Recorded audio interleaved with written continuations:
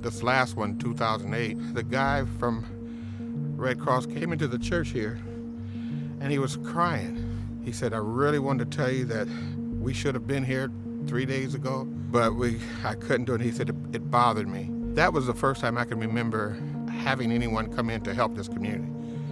And that was because we made a call for the first time. But the other floods that we've had, nobody ever came, whether it hit the news or not. And this was probably the most affected area in the city.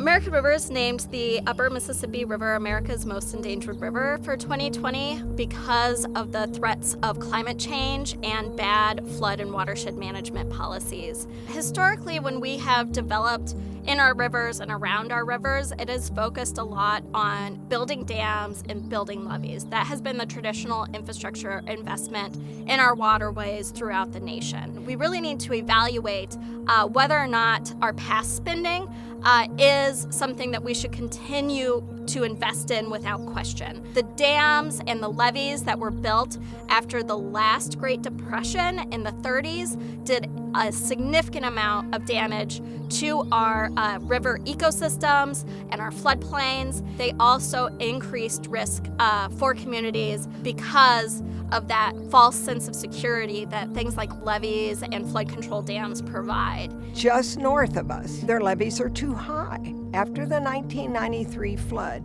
they built up their levees again. If that same flood would occur today, those levees at peak would bring 2.35 feet additional water into the river very close by. We don't need a short-term fix. We need a long-term fix that we can build on. We need reservoirs. We need floodways.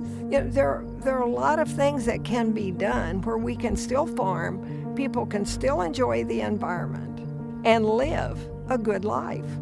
They're living the good life, but they don't want to share in the sacrifice, and they're the ones who have built the problem. What's fascinating about our particular area here in St. Charles County, Missouri, just outside of St. Louis, is what we have found out over the last 20 years is that now a lot of property that was not considered to be in the floodplain and worth X amount of dollars has now all of a sudden, because of the FEMA maps, been put in the floodplain, again, because of the levees that were built to displace this water and reduce the value of that property. And you can't believe the number of people who are just shocked by that own this property. They say, are you kidding me? My property suddenly is devalued now? How could that possibly be? We try to explain it to them. That's exactly why you don't want this to continue happening. And so as we look forward to investing more in river infrastructure, we need to really change how we're investing in river infrastructure and start investing more in solutions that don't perpetuate the past environmental harms. And so we need to look at projects that include things like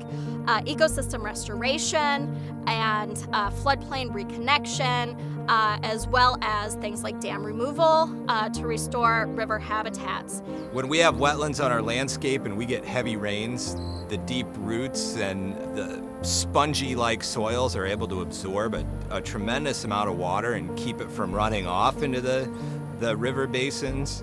But when the river swells, the water backs into this place and it serves as a storage reservoir. So during the historic 2019 floods, for instance, it's been estimated that over 1 trillion gallons of water came in here and sat here during that time period. And the value of that is it didn't force it downstream for other folks to deal with. Now, how much of an impact did it have? May have only been inches, but those inches might have been critical for saving those towns further downstream of where we're at.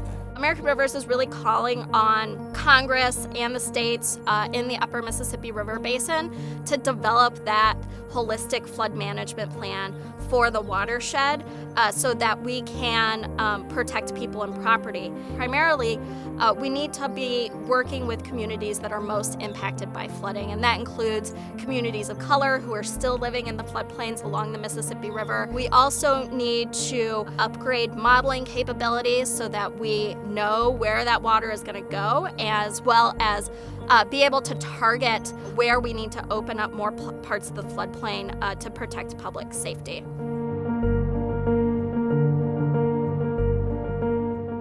The The Mississippi has shaped our American culture, our society, and it goes well beyond the boundary of the river itself. It's really America's river, and so a lot of work needs to be done, and we need significant more investments to restore lost habitat, to rehabilitate habitat within the context of the working river, as well as doing more types of restoration projects like floodplain restoration and river restoration through dam removal.